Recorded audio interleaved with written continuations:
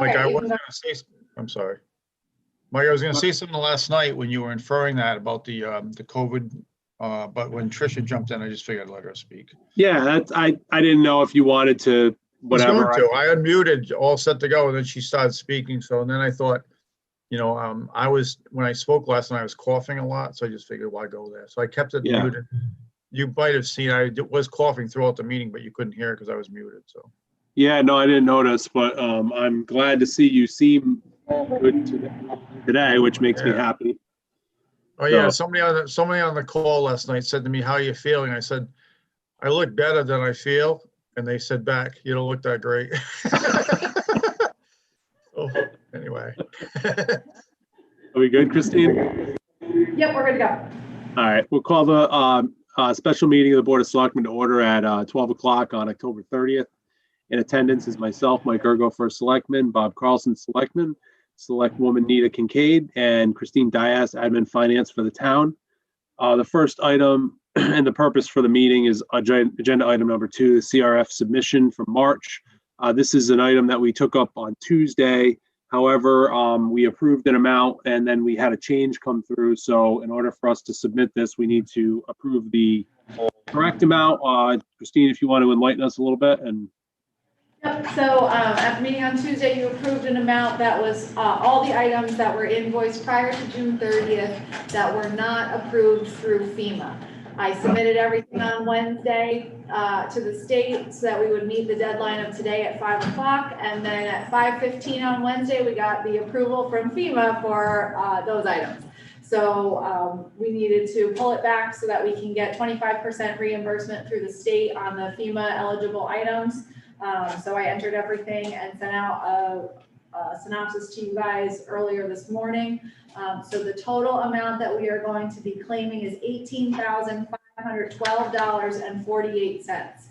There's everything we're submitting is itemized, so you can see in the columns of the spreadsheet, there's a total invoice amount, then there's a FEMA approved amount, so that says if the item was FEMA eligible, and then the CRF amount. So if it was not eligible through FEMA, 100% of it is being requested through CRF. If it was FEMA eligible, then 1/4 of it is being approved. I will note on the Chelsea Groton invoices, that's our credit card. So there are certain items on each statement that were FEMA eligible and certain items that were not.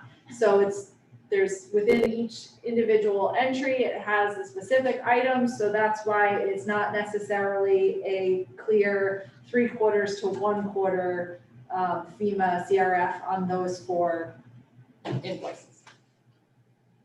so the amount, Christine, that we have to approve. It's $18,512.48. Okay, so we're looking to approve that number. So Christine, we're just approving, I'm sorry. Mike, we're just approving the increase, right? We've already approved the initial amount, or do we have to approve the entire amount? The entire amount so that we have it in the minutes to put with our grant application for the record, Okay. just so we have a full number. Okay. So Nita, do you have any questions? Well, it's hard to tell what these things are, so I'm not sure how I would ask a question about them. It doesn't tell too much about what they're being used for or anything like that. So general summary, it's our expenses and the Board of Education expenses. It's legal expenses for different matters that were COVID related. It's overtime for our highway department and our resident troopers that are related to COVID. It's PPE supplies that we've had to purchase. It's items that the highway garage had to purchase. Plexiglass in the offices down here, signage that we bought to put around town related to COVID, the plywood to close the swap shed during COVID, and we did building cleanings initially for a town hall and the Center for Emergency Services. So those are the 2 Service Master invoices that are in there. Thank you. That gives a good picture. Yep. So is there any, Bob, do you have any other questions? No, I'm good. I was just reviewing as Christine was mentioning it. No, I'm good with it. I just didn't know whether we were, since we already approved the amount the other night, I didn't know we were approving an additional amount or we have to start over and get rid of that last approval and then we do an entire approval for the entire amount. That's all. So, which you answered. We actually, yeah, we could probably motion it that way to withdraw the previous approval for the CRF in the amount of whatever that amount was. And then $32.30. so before I do that, I just want to make sure there's no I did put comment on here if there's any public comment on this topic. If there is, just simply raise your hand by hitting the raise hand feature. Or if you have a comment on the phone, just hit *6 on this topic.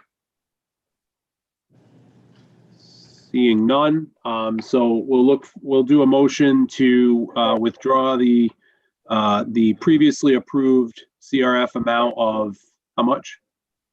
$14,432.30. Okay, so I'll make that motion that we withdraw that approval that we had made on Tuesday. I second that motion. Further discussion on that? All those favor? Aye. Aye. Motion carries 3-0-0. And then the second motion would be to approve the new CRF amount in the amount of $18,512.48. That was a motion, Mike? Yes. Then I second that motion. Further discussion? Any discussion? No. All those in favor? Aye. Aye. Is that 3-0-0? Motion carries. All right. Thank you. That was the main purpose. I had put on the agenda the COVID updates because I wasn't sure if there might be something to report on, given that we were meeting with the numbers that came out last night. But as I kind of detailed in the all boards and commissions chair discussion, there really wasn't any major change in our numbers. I would expect that we'll see an uptick next week in the numbers, or even today with Ledge-Light's numbers that come out. But I mean, it's to be expected with more testing that we've been doing. So there's nothing substantial for a COVID update at this time. I just was putting it on there just in kind of in case, but it is an agenda item. So if the selectmen had anything they wanted to discuss on it. No, I'm fine, Mike. You know, and I will, if there's any public comment related to it. Are you planning to have more tests come in or not? Yes, I am. I talked to Jen Muggio from Ledge-Light, and what I was trying to do was get a date that we could do every week.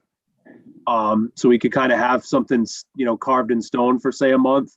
And she was going to get back to me with a date. She had to talk to the testing providers to see what could be worked out. I did talk to Mr. Nero about it, and it looked like we probably would try to do something like 4 to 7 at the school, because I think the school is really the best spot because there's enough parking, to line up a lot of cars there if we had to.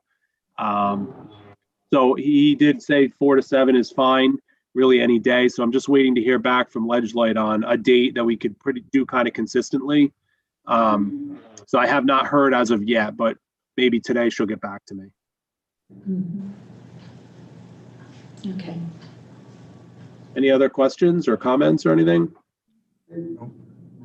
No. All right, we'll have a motion to adjourn then. A motion to adjourn.